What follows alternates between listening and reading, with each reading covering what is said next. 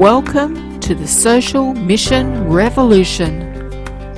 Each week we explore some of the greatest undertold stories of businesses and everyday people who are making their ultimate impact on the world through social mission. This is Social Mission Revolution. And this is your host, Andrea Putting.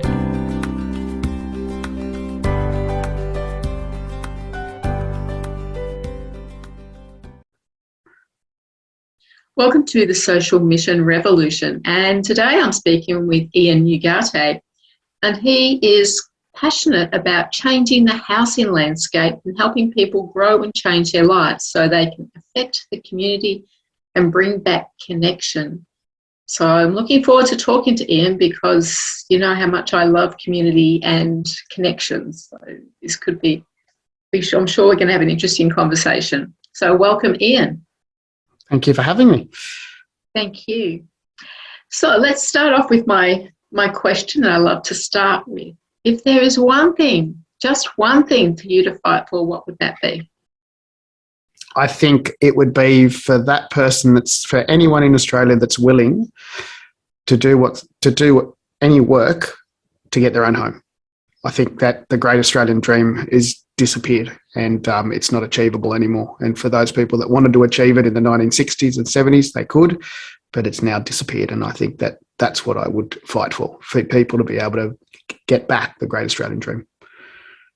And I know how important that is, having my own children in their 30s. It's been a real struggle.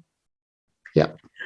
So it's a very important one because we all do want to have that place where we feel safe and that we can call home.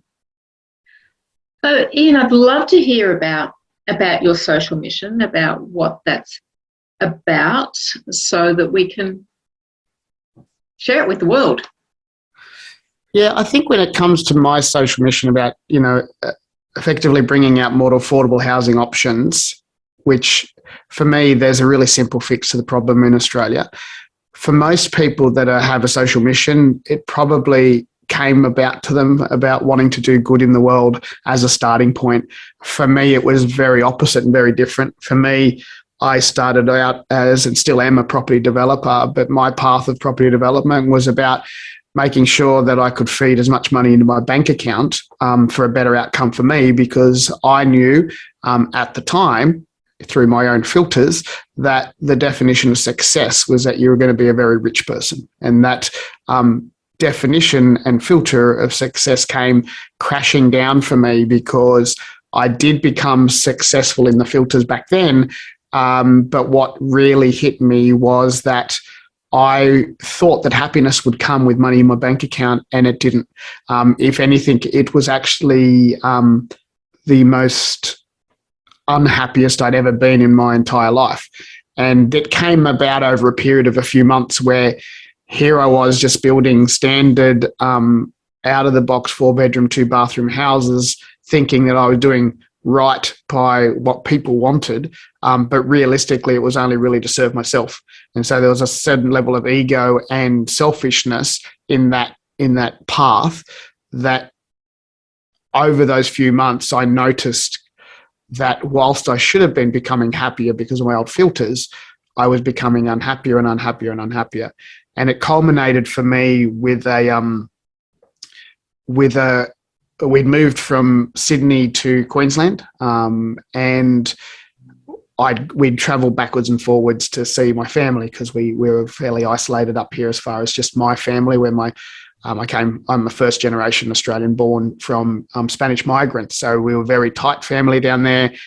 Even to today, they still have a weekly dinner where there's somewhere between 30 to 42 people that turn up at a new house every week, and everyone brings food and whatever. So that was the aspect of community that I was brought up in. So we would travel backwards and forwards wherever we'd fly down or we'd drive down. And this particular holiday, we drove down to Sydney, and I'm pretty much a larrikin. I love mucking around. I love being the person in the room, you go, oh, I can't believe he just said that. And what's my current partner calls me an egg. He's such an egg. She's from New Zealand. So I never heard that expression, but apparently I'm an egg. And my family noticed in that 2-week break that I wasn't the same old Ian, that I wasn't the jovial muck around. Where's that joke that normally Ian would pipe in at this point in time? And it was on the last day of that 2-week break where the night before I didn't sleep at all, and I stayed up all night. And I don't make an excuse for my emotion because it's a really painful time for me. And that night I wound through and I thought about all the money in my bank account, and I thought about all the unhappiness that I was going through, and I couldn't quite work it out.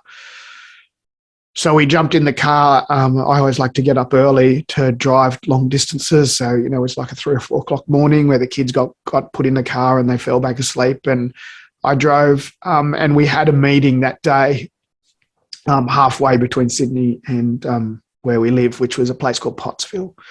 And we parked the car in the car park of the local surf club, and I got the girls just to go out and play in the trees while my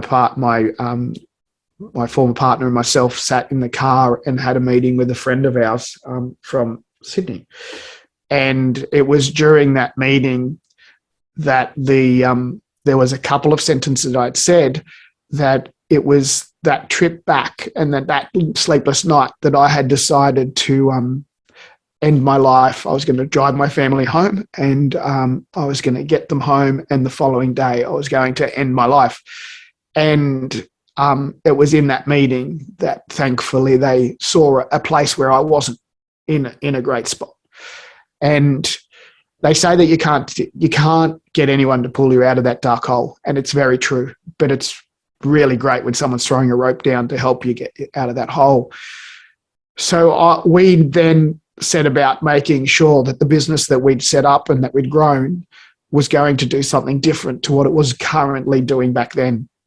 And that's where we came up with the pivot in our business to make sure that whatever housing that we did need to make sense before it made dollars. So that is, it had to have a benefit to the community first, and secondly, it had to be a financial outcome as well. And if it didn't do both of those things, then we wouldn't do a project. And that was a really good measuring stick for us, because I see a lot of people on social missions that go out to fix the world's problems, but they don't have a business plan or a financial backing to how that plan works. And you very quickly, when you run out of money, you very quickly run out of the depth and the ability to be able to make change. I mean, leverage in our society, like it or not, comes from the basis that if you have finances in the background, you can do a lot more. You only have to look at those people that have made world change that and how effective that's been. You look at Bono. Bono doesn't live in a sheltered little shack on the side of a hill in the middle of nowhere. He lives in a very nice property, but what he can do and influence is a very big thing as well.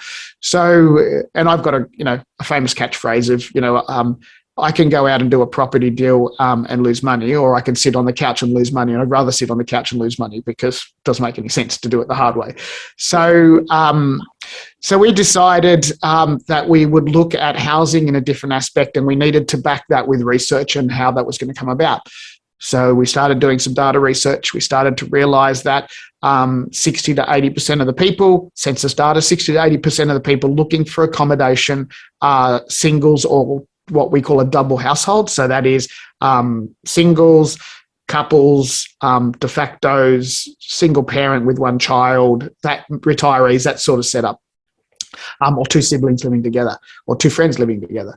So we then quickly realised that 60 to 80% of the housing available for the singles and couples were 3, 4, 5-bedroom houses. So here we've got a housing stock that is way oversized for people that don't need the size. And that's come about because of people like myself for the last 50 years, looking at housing and saying, oh, well, a great Australian dream should have an ensuite and should have a double living area and should have a double carport and should have a double patio and should have all of these extra bits that you don't need when you're just needing to start out. So what we've done is, as Australians, we've built an end product for someone like that used to take 30 or 40 years. You bought your first little tiny house and you built up over 30 or 40 years to the end product. But developers said, oh, we'll just build the end product instead.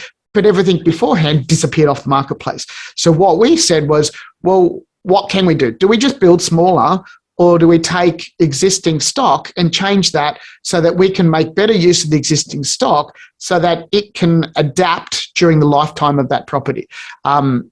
So we started looking around, and I started finding out about policies that are unused and unknown across the country. It's what we call co-living. Some people call it different things, and the policies that are created are named different things. You know, it might be communal residence, or it might be a rooming house or something like that. But what we fell upon and what I tripped over was that we saw that we could take an existing property that was 3, 4, 5 bedrooms and create little micro apartments within that house that didn't change the externals at all, just the internals.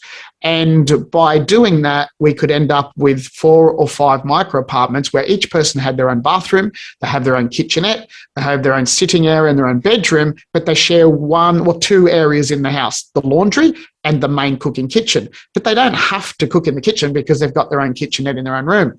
And I needed someone that knew all the rules. So I'm a builder and plumber by trade, and I've got a teaching degree in adult education. So I went out looking for this person that could tell me everything, and there wasn't that person. There was someone that could tell me about disability discrimination, and something about disability standards, and someone about National Construction Code, and someone about policies and Rental Tenancy Act. But they were all individual people, all contradicting each other. So I then had to become that person. So by default, I've become a government advisor, a policymaker, and someone that gets called upon in different situations to come up with outcomes that are beneficial to the community by default, because I needed me 10 to 15 years ago. That's awesome. Like I didn't play that path, but it just happened that way. Yeah. And most recently, I've been working with the New South Wales government on a policy release, and see what happens with that one. It'll be really interesting and really great outcome. But by doing what we're doing now, whether either building brand new or we're retrofitting existing properties, and we're doing it very quick, at a very good standard, for a reasonable rate. And the way that I can do that is because as a plumber and builder, I've seen many, many, many things over many, many years, and sat on standard boards as well, where I know there's products out there that'll help us being able to be quick and efficient in cost. So we can take a 4-bedroom, 2-bathroom house and turn it into a 5-bedroom, 5-bathroom, 5 kitchenette plus 1 major kitchen and share laundry in 4 weeks. We start on a Monday, and by the end of the 4th week, the Friday of the 4th week, it is furnished and ready to be let out. Now, no one that I know can do it that quickly. And I've got an amazing team so it's not me. I've got an amazing team around me, and that have been caught in what we call the vortex. So people come and do some part-time work for me, and eventually the vortex sucks them in, and all of a sudden they're full-time and doing what we do because they love the mission that we're on. And, I've really loved getting to this point in time. And we're now, the reason we set up our business in the way it's set up now and we work with clients is that we basically buy properties for clients now. The reason we did that is because we know that we're 1 million front doors short in the next 7 to 10 years. Now, if we need 1 million front doors and everyone's asking the government to build more housing when they've got the most ridiculous debt ever, that's not going to happen. But what if I took the existing housing stock, or every time we built a new property, instead of building 1 house, or when we convert an existing house, we start with 1 front door, but we end up with 5.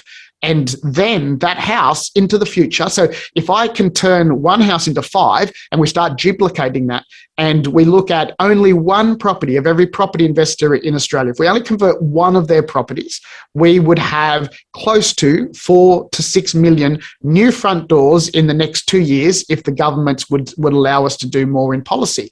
So what would then happen? Well, there'll be an oversupply in the marketplace of this housing, and the oversupply of the housing in the marketplace will then mean that property prices will stagnate, they'll no longer get used as a commodity, and then our wages will start to increase so that we can start matching what we had in 1960, where the ratio of buying a house was 6 or 7 times your income, not 14 or 16 times your income. So we can then start to make and implement. Now, why would an investor convert their property? Well, the very problem that created the housing issue we've got in Australia was property investors using property as a commodity, because the government actually set it up that way. Negative gearing was supposed to create affordability. What it did was every Australian wants to get their tax back, and I'm a dead set against negative gearing. I think it's the most ridiculous policy ever brought in, but that's what created this marketplace. So we're all about positive gearing. So why would an investor who destroyed the marketplace come across and do what we're doing? Well, because all of a sudden the income that they're getting from that property doubles, because I can rent a house for $500, but if I convert it into 5 micro apartments, I'm doubling my income. I've got more costs and every bits and pieces, but I'm certainly getting another $300 or $400 more than I would have. And at the same time, by doing what we're doing, we're covertly fixing this marketplace. And a lot of people do join us because of the mission of the fact that we are fixing the housing problem. And the outcome that I didn't realize was the biggest outcome was that when we started putting these properties on the market, we thought that we would get, I don't do students. Students have their own accommodation that people are looking after. That's not the market I look after. I look after 20 to 30-year-olds who are single. They've just finished university. They got their first jobs. They need somewhere to save and stay at a reasonable rate. It's close by their parents' house. So we can offer them an area of about $300 as an average, $300, which will include utilities. So they don't have to pay an extra utilities. And they're fully furnished. All they have to do is bring their box of clothes and throw it into the wardrobe. We then have 30 to 45-year-old couples. They are generally professionals. So singles might be, doctors, engineers, project managers, tradies, nurses, that sort of setup. In the 30 to 45-year-old, they're normally couples, and they will be like they work in the tourist trade, or they're the policeman, or they're working their way up the legal ladder, and they're both working. And what normally happens is she gets to the age of 40 and she says, hey, I want to have some kids. Like, I've been working for the last 20 years. This thing's ticking and we need to start a family. And he says, well, I don't want to start a family until I own a home.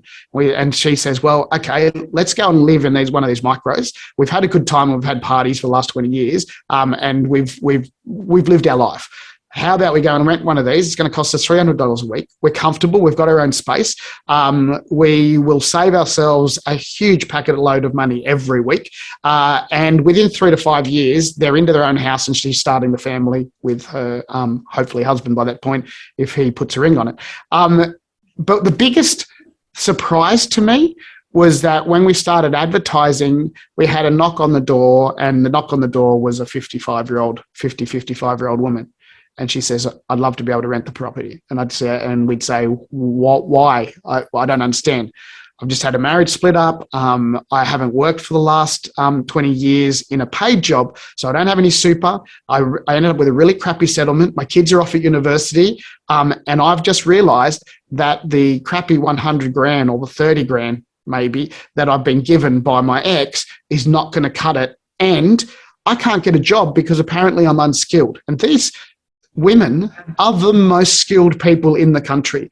Timetabling, financing, looking after house, home and husband for 20 to 30 years. When they were told that husband, if you get a guy with a good job, you'll be right for life. That's what they were told. But little did they know that this guy was going to manipulate them and do things to them that they didn't really like. Yeah. So they found themselves in a place where living in our properties was all of a sudden a godsend to them, because now they could live affordably. They still could get their hair done, rightfully so. They could still go to coffee shops with their friends, rightfully so. And they would then feel some confidence and get out and get a job all of a sudden, because now their life is different. And I just think it's an amazing thing that this exists. not amazing in a good way. Like the biggest growing demographic of homelessness in the country right now is the 50, 55-year-old single female, and it's what we call the white-collared homeless brigade. Like these and it's unknown because we're walking past them and we don't know that they're homeless. All they think is they're on their Thelma Louise trip and they're sleeping in a car or they're sleeping on a friend's couch and it's the next thing to go to. And it's disgraceful that we've got to that place in this country. And so much so that here we are realising that this problem existed. So we started really hard to fix this problem. And you've been going backwards and forwards with Rebecca, my I call her my EA, my PA, and my Mary Poppins. She, when we moved up to Queensland, isolated I've got 4 daughters. We put a list together of the perfect Mary Poppins. That woman that could work in our business, that could take the girls backwards and forwards, could be the adopted grandmother, basically swooping in like Mary Poppins and really becoming the central part of our household. So we put a ad in Gumtree and we said, we're looking for someone in real estate. And lo and behold, Rebecca saw the ad, not because she was looking for the job, but more importantly, because she was looking to do her real estate agent's license, and that popped up in Gumtree. So she, excuse me. So she turned up. I think we had 15 or 16 points on the list that we'd made. And, it was hair colour, eye colour, the music that she played, the clothes that she wore, the type of person she was. And I think I've got that list somewhere on my computer. And she hit all but one, I think, and I can't remember what the one was. Anyway, so Rebecca said, it's amazing. So Rebecca said, yeah, okay, no worries. I can start in helping you out.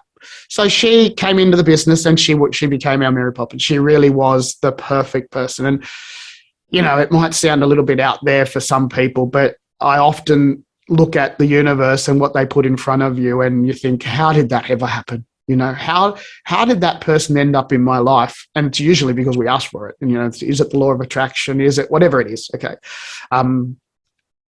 So about 8 or 9 months into Rebecca working for us, dressed beautifully every day, hair done every day. We had a conversation and I find out that the exact problem I'm trying to fix is right under my nose. Rebecca, during the GFC, lost her business. Her mother went into the first part of dementia, so it meant she couldn't work. She lost the house she was living in, and she's living vulnerably under someone's house and working for me, and I didn't know it. And it was devastating. It was like, I just couldn't believe that this was right under my nose. No, I didn't see it. And I'm the expert. So we quickly moved. We got Rebecca into one of our micros. She started saving some money. She paid off her debts. She made some extraordinary changes that she needed to make, and tough decisions that she had been putting off were done. And she's back on track. And it's just so amazing. I love Rebecca to pieces. She is... We will grow old together because it's just we're certainly, if we believe in past lives, certainly in past lives we were together because we just gel so well. And I annoy the hell out of her. And she just makes me feel love all the time. It's so amazing. So I'm not sure if I answered your question. You answered my question. You answered several others as well. So before I have lots of things in my head.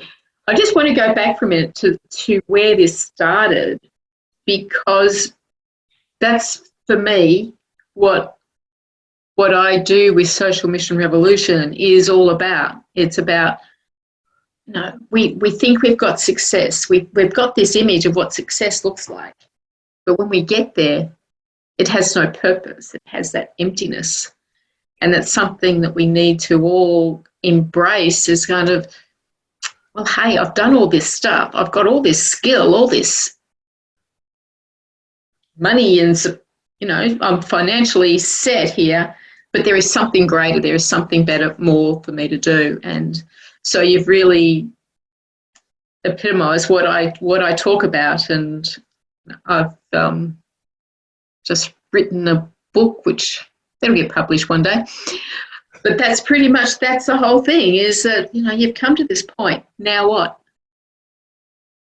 So I think I love the fact that you've just shared that story with me, because it really outlines that importance of, hey, we've got to this point. Now let's see how we can take what we have in business and make it something beautiful.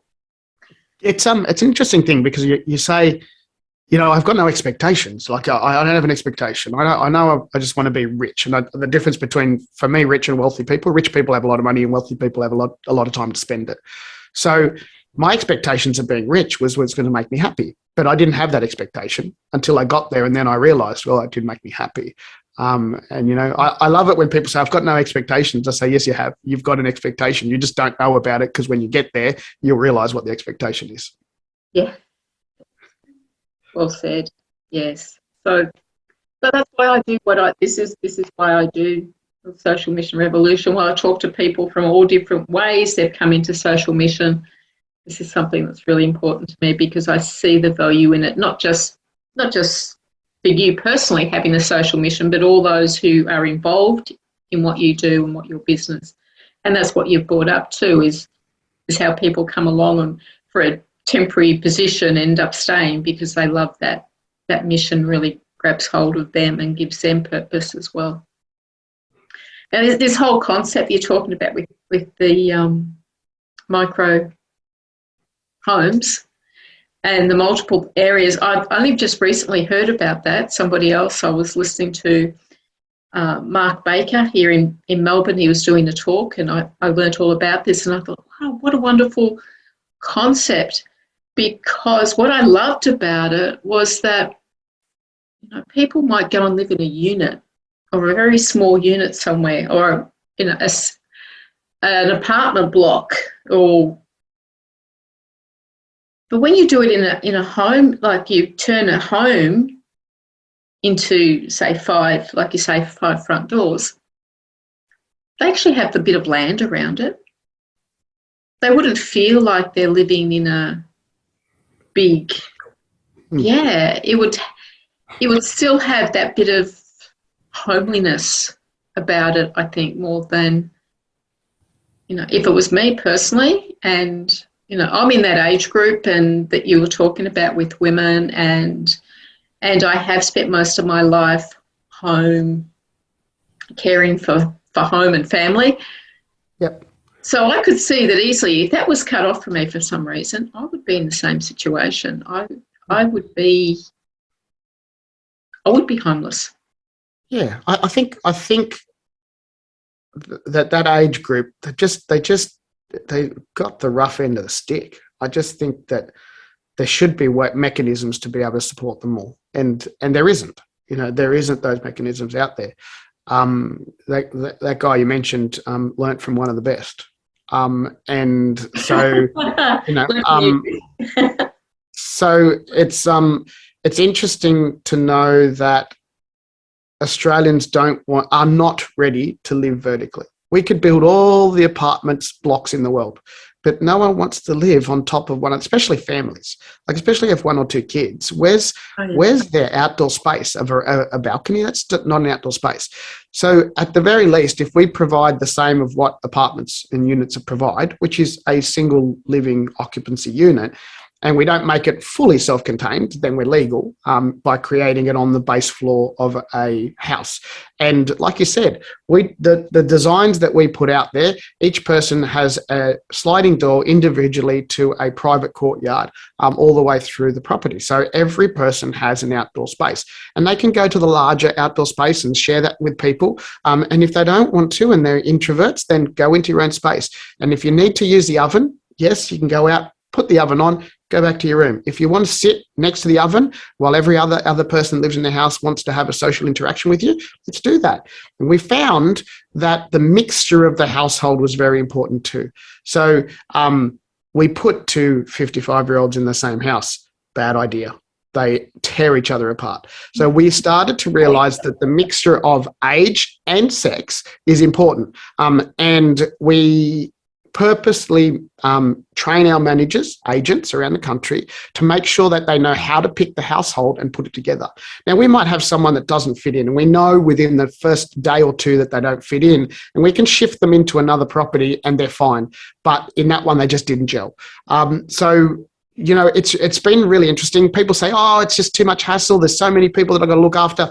I can tell you on a per capita basis that we have many, many less problems in co-living properties than what we do in standard single resident properties. We have more problems with single residence properties, with complaints, with bad tenants, with not paying, all the rest of it, compared to our co-living properties. And I really don't have many.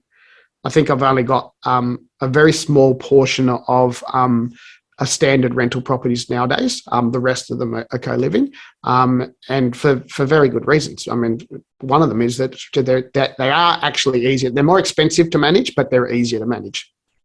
Yeah, or maybe that's something to do with community. And I think that would be why you find that the different age groups and diverse backgrounds and things, it's kind of like you've created, it's a pseudo family. Because your family doesn't have, generally, unless you've had twins, you don't usually have two people exactly the same age. And you have such diversity in that. And so, and then having that diversity means that you can, yes, you can find the things you have the same, but you can also acknowledge that you have differences and you don't have to be in each other's pockets.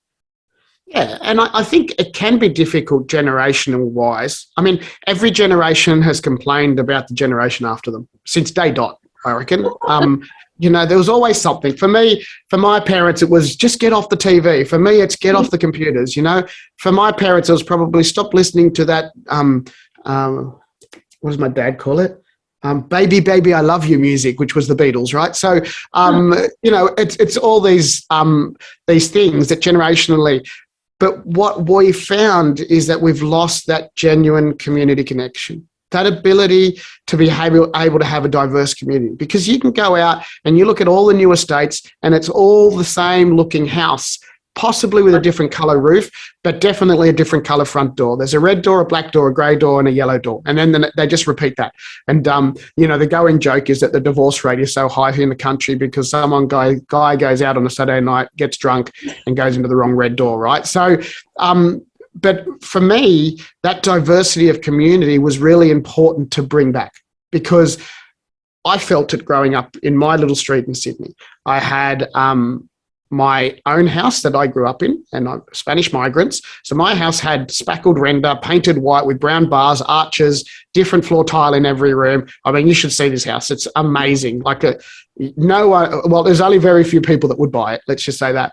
But next door was my Auntie Carmel, and my Auntie Carmel lived in a fibro, asbestos-cladded house.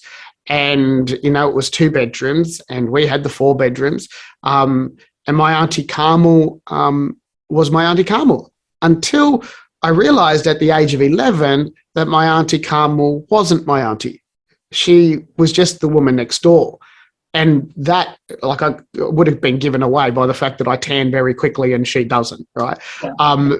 But I didn't realise that. And the realisation was, oh, okay.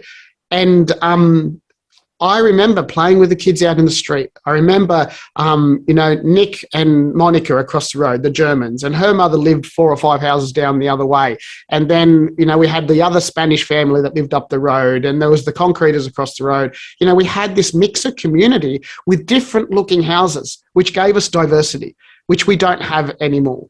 And, my Auntie Carmel died recently, recently, 6-7 years ago. And I was devastated because I was much closer to my Auntie Carmel than my blood aunties, because my Auntie Carmel would get me up out of bed, she'd get me dressed, she'd get me fed in the morning, and she'd get me to school, while my mother, for different reasons, couldn't get out of bed. So, this community has been lost. And I've got to the point now where my business is forged upon creating adaptable housing. So when we build a brand new house, that brand new house will be a first home buyer's house that'll allow parts of the house to be rented out so they can pay down their debt quickly. It can also be a house and secondary dwelling, so that the couple can live in one area and they can rent out another. Probably rent out the bigger area and live in the smaller area so they can pay down debt quickly.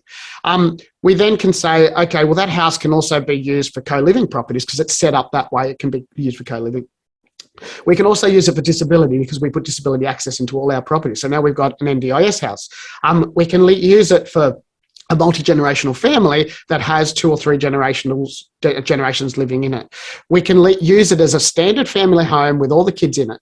We can use it as what I call an uplifing, where most people call it a downsizing. So you've lived in the same adaptable house from the first time you bought it, and it adapted all the way through the time your family was growing and was used in different ways. And 50 years later, you're now in a place where you've got a caravan parked in the driveway.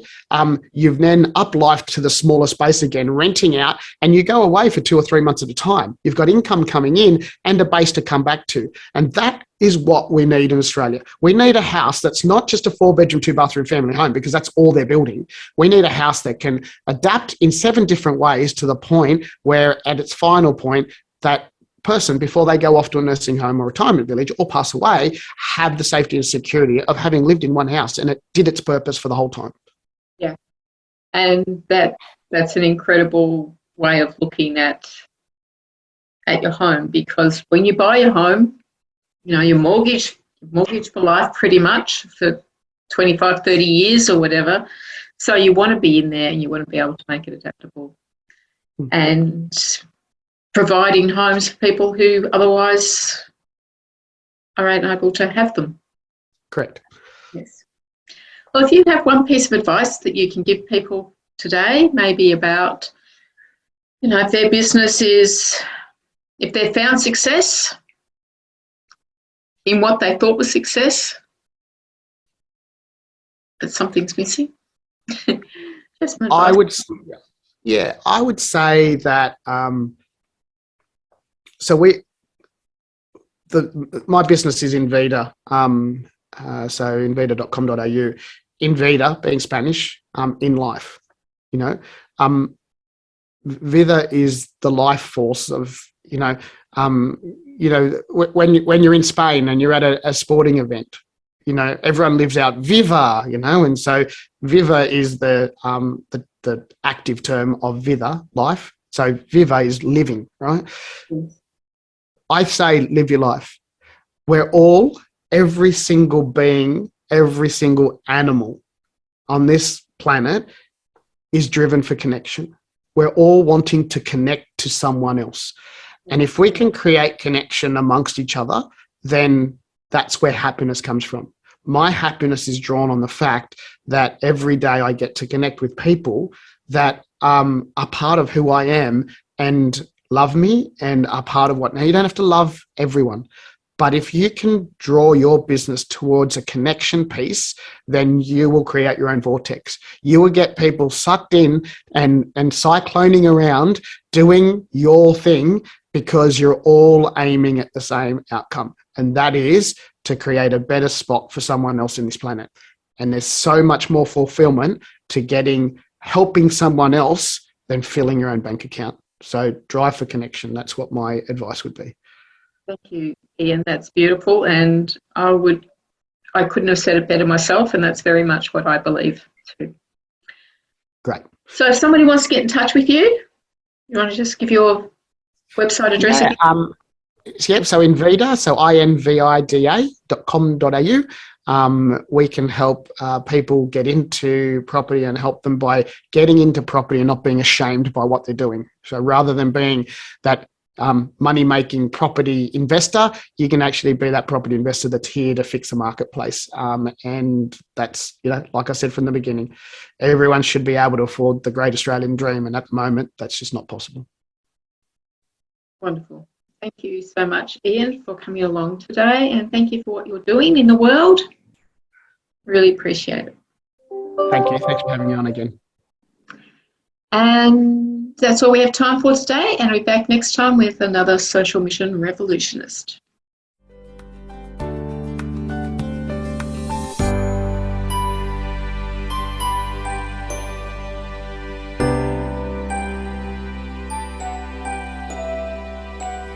This has been the Social Mission Revolution with Andrea Putting. Join me again next week when we'll speak to another social mission revolutionist who will inspire you on your journey to making your ultimate impact on the world.